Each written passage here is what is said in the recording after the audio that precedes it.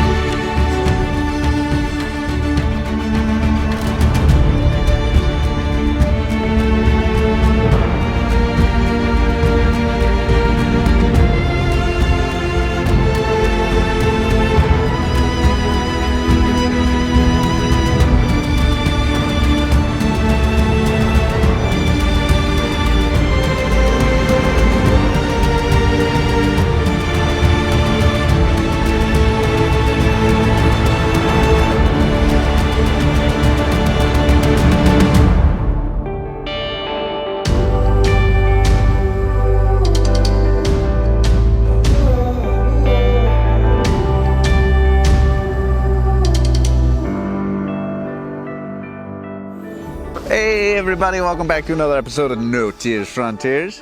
In this series, we travel all over the world on our KTM 1190 Adventure R motorcycle. Featured here. Yes, it's a fine behind machine. Us. This it is really true. is.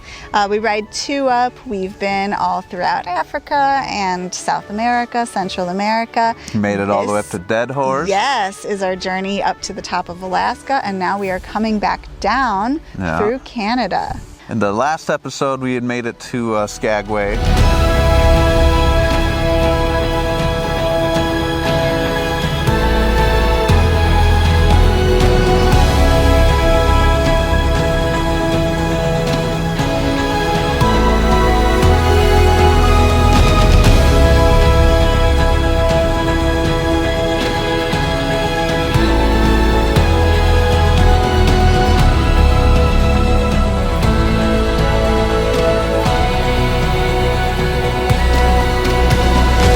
Which was our last little dibble-dabble into Alaska itself, which was very true. Sad but very rewarding, as the ride there was fantastic.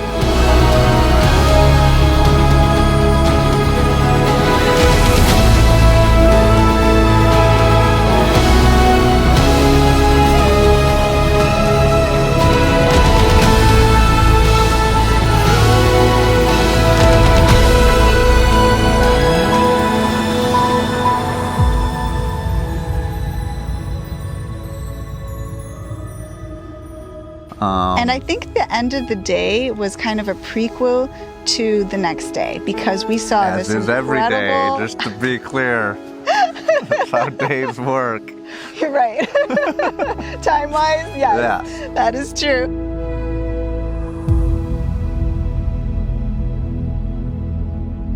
It was when we saw the mountain goats up on the side of the mountain. When I saw.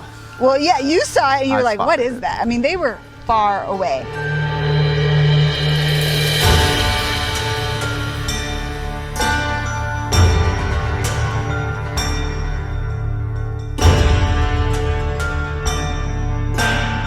Two mountain goats with one baby. Yeah, mama and a papa and a little baby. Yeah, a little family of mountain goats. So that was super amazing.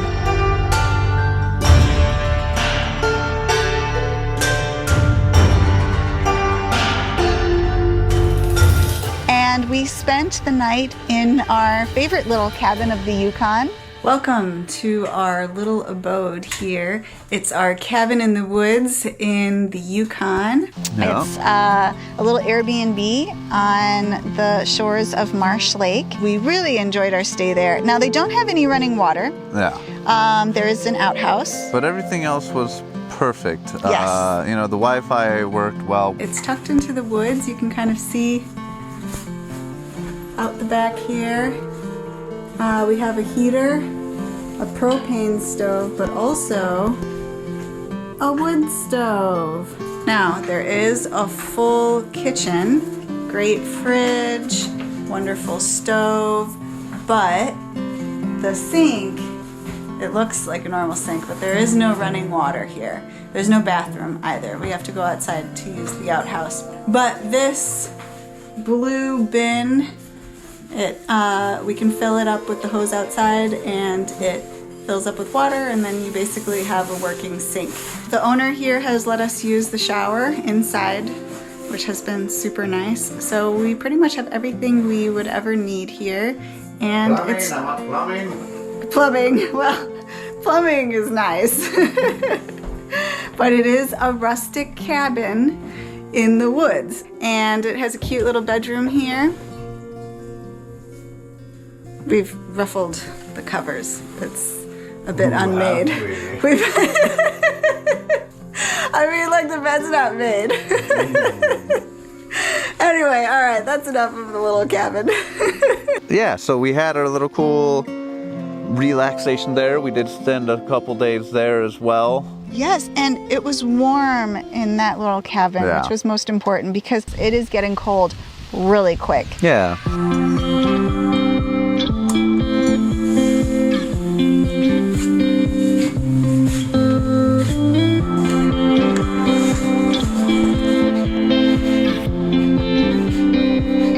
Our goal for the day was to get to some hot springs, but this was new territory for us because we had taken the Cassiar up, and now we were taking the Alaskan Canadian highway back down. Yes, so we were in new territory.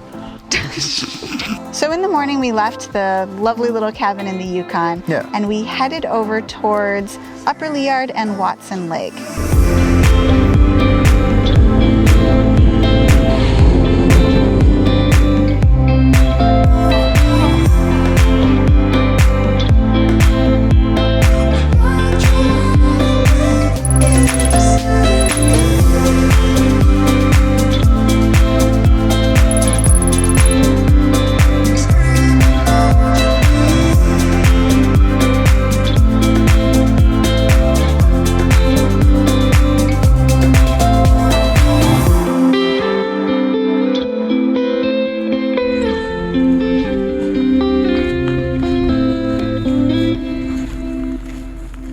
We stopped for gas in Watson Lake, and there was this really cool sign city that I had heard about, and it was just right there on the side of the road. I'm like, oh, there it is.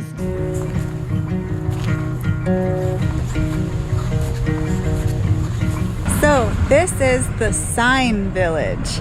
You can see behind me that people have brought signs from all over the world, and they put them here to kind of showcase where they came from. It's really cool. So what happens is people will take a sign from their city or country and bring it to this place so they can post it up on these posts and just have signs from all over the world. I saw signs from China, I saw signs from Finland, lots of license plates too, which was really cool. Yeah. Utah, Alaska, France, Qingdao, China, Shanghai. We'd been told before we started our journey to make a little sign that represented where we're from in Chicago so that we could bring it here. But since we already have so much stuff that we travel with, we decided against it. But it's really cool to visit this place. The Sign City just goes on and on and on and on. It was cool. There it is. Yeah, there was signs everywhere. There were signs from all over the world. At the restaurant, I had a sign burger. That's right, Signpost Burger. Signpost Burger. That's where we had lunch. I illegally rode through Signville, but that's okay.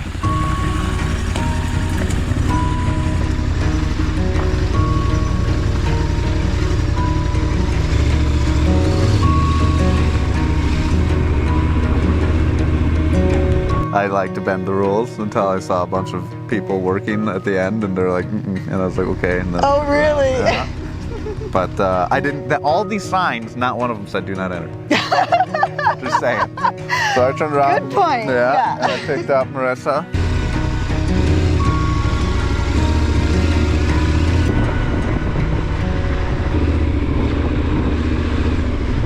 Oh, that's a cool break.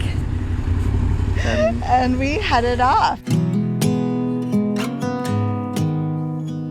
And then we saw like a little "Watch out for buffalo" sign. And guess what was like 50 feet behind a "Watch out for buffalo" sign? It was a buffalo.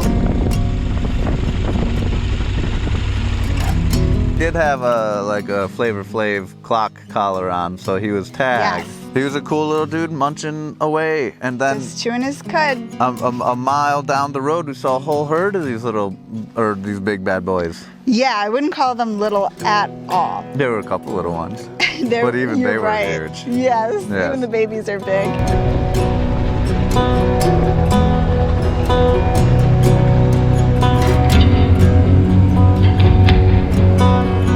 Bison, just on the side of the road. Yeah. What a great thing. You do, of course, have to be careful. And whenever we pass bison, because this had happened to us in Yellowstone before, I get this small wave of fear going through me.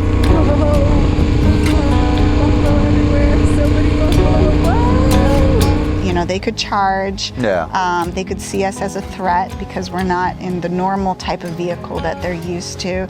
But thankfully, every time that we've seen them, they have just been very, very chill and cool. And we're respectable. And we ride kind of close. Respectful. Yeah, respectable. I hope we're respectable too, but I hope so. we're respectful of Comments them. below. Are we respectable? Let's see what the opinion. I'm kind of scared of this pole, but I'm kind of scared we're too. gonna see. But yeah, like we'll ride by slow, but not to the point where I try to piss them off. And I mean, pissing off nature in any format is probably not the smartest thing to do.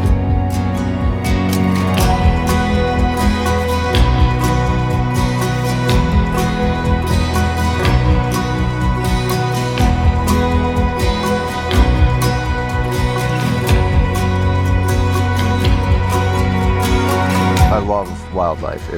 Yes. It's absolutely fantastic. I mean, nature just in general is amazing. I love seeing the mountains, the rivers, the waterfalls, all of that. Yeah. But then you add these huge, giant beasts on top of it. Yeah. And it's just such a mind-blowing experience. And you can feel that connection to the animals. Definitely. I mean, they're Wow. like real life minotaurs that are walking Yeah. on all fours, you know? It's Yeah, that's it. they're awesome. Just very, Yeah. very, very cool. And then the little baby, you know, cows, or what do they call the baby ones? The calves. Calves. Mhm. Look how smart I am.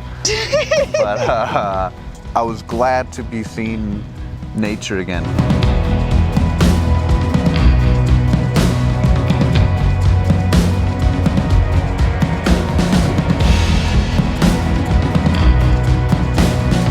All of a sudden, we pull over, you know, to see the gorgeous sights and take pictures.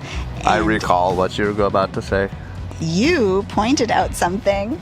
I thought, yeah, so we pull over at there's all these little beautiful lakes tucked into the scenery. And this was yet another beautiful one. And I pulled over to a corresponding pull-off, and it looked like it could have been like a cow, like a cattle in the river, but I was like, I haven't seen cattle. No. I don't think it's that. And so I spied with my eye a moose. There's a moose out in this lake, way out there. We're gonna see if we can get a good shot of it. Exciting.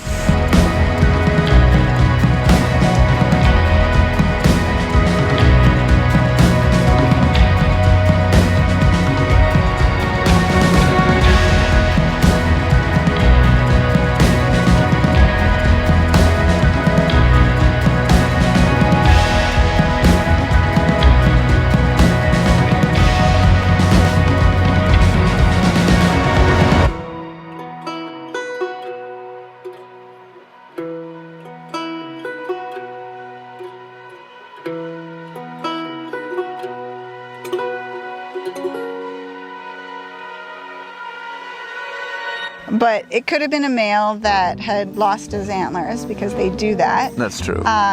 But it was a big Yeah, moose. and we were 200 yards from this thing. We were quite far away. But I yes. did see it in the water, and I've always wanted to see one in the water. Like, Yeah, they swim so well. yeah, and I was glad to see a moose swimming, and you could tell. I mean, it just they're not the most beautiful, like, you know.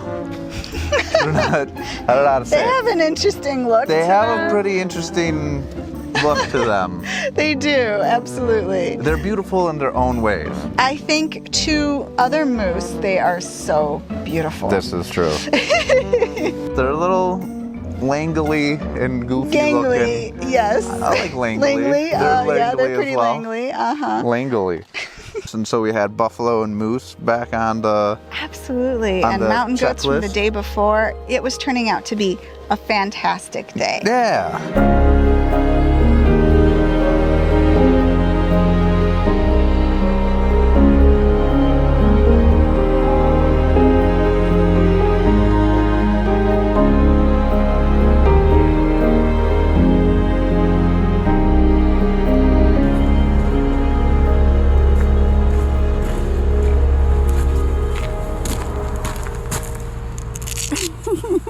So at our next gas stop, they had a little hotel there, but even beyond the hotel, they had a staff room that was open. They Oh, were going yeah. to give us a really, really good deal on staying Yeah. in the staff room. They were sold out of the actual rooms, but they said, well, but we have an overflow staff room. And so I said, well, how much is that? And it was like $60. And we were really close to these layered hot springs. Springs like 40 minutes away. That's really close for us after all of Yeah, well, hours of traveling. and part of it though, like when we're on a motorcycle, it's hard to do a lot of hot springs because Yeah. it's like, where do you dry off? Like, you know, like you can't get back on the motorcycle in wet clothes. Yes. You know, climbing into a tent all wet is You not can awesome. do these things when it's not so cold. Yes, but this it is is true. very cold here. So yeah, we decided to book a room in the bonus employee unoccupied thing. Yes. And then ride our little butts over to the hot springs to take like a sunset bath. And it was really, really cool. It was really nice.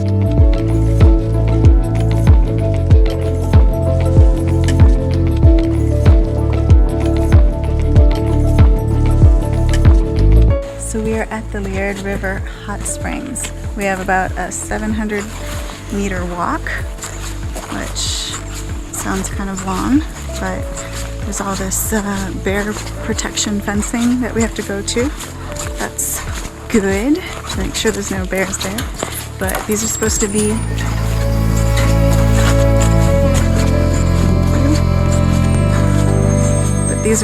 be pretty amazing hot springs.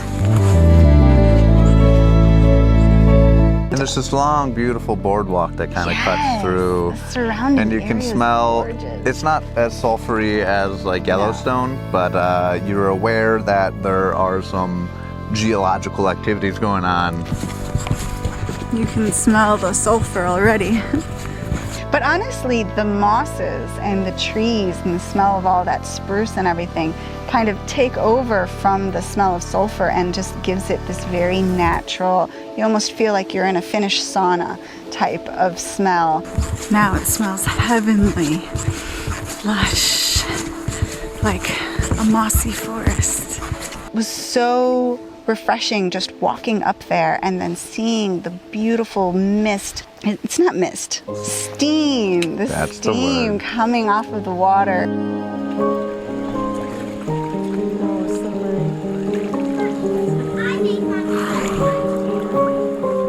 So we stepped into the water and of course wanted to right away go over to the hot section. That was, It me. You yeah. didn't. You're like, it's so hot. It was so hot. It was nice. So it gets hotter and hotter as I move over in this direction. You can feel it foot by foot.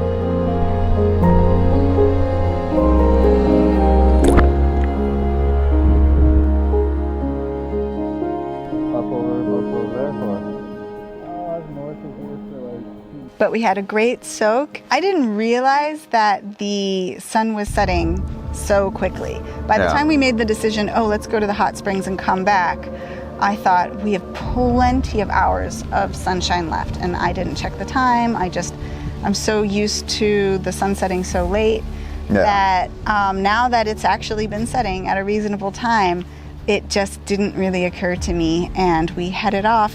So you might not be able to see very well because it's getting to be pretty dark pretty quickly, but we just finished our lovely soak in the Leard hot springs. Now we have a 40-minute ride back to where our hotel is. It is a little bit of a distance away, and it's getting dark pretty quickly, so hoping we don't run into any buffalo along the way. But in general, we try to not ride at night. yeah, and especially since we've been seeing all these large animals on the road, I mean, right? the moose and whole entire herds of buffalo. Yeah. So not the best idea to ride at night at all.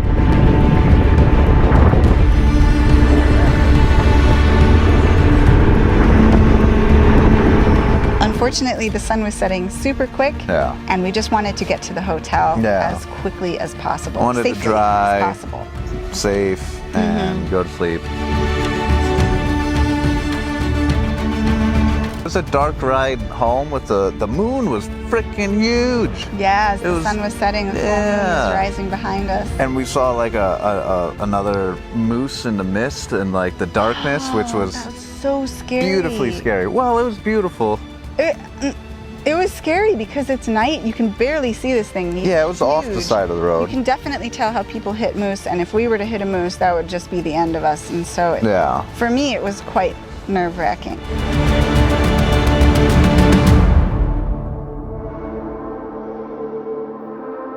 But I did have my Ruby Moto lights on. Yes. And those things, tree line to tree line. The solid beam of awesomeness of guiding us back home. If it wasn't for that, I would have been a lot more nervous. But because of those lights, we were able to see everything really, really clearly, and that gave me a lot more confidence. Yeah. And we made it home. We made it alive to our little hotel. Yeah.